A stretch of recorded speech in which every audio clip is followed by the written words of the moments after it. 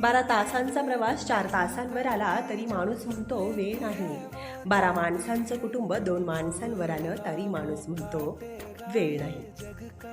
4 आठवड्यांनी मिळणारा निरोप आता 4 सेकंदात मिळतो तरी माणूस म्हणतो वेळ नाही. कधी काळी दूरच्या माणसांचे चेहरे पाहायला वर्ष लागायची, तो आता एका सेकंदात दिसतोय तरी माणूस म्हणतोय वेळ नाही. घरात वर खाली करायला लागणारं कष्ट आणि श्रम लिफ्टने आता काही सेकंदात संपवले तरी माणूस म्हणतोय वेळ नाही.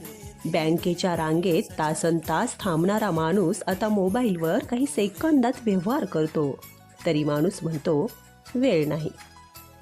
एकेकाळी काही आठवड्यांचा कालावधी लागणाऱ्या आरोग्य तपासण्या आता काही तासात होतात तरी माणूस म्हणतो वेळ नाही.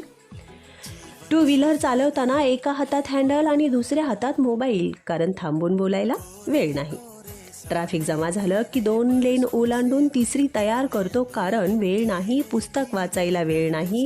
आई वडिलांना फोन करायला वेळ नाही. निसर्गात रमायला वेळ नाही.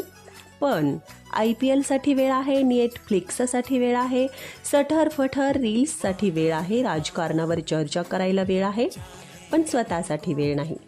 जग सोपं झालं, गती वाढली, तंत्रज्ञान जवळ आलं, अंतरं संपली, सोयी वाढल्या, संधी वाढल्या, पण माणूस वेळ नाही म्हणत स्वतःपासून दूर गेला.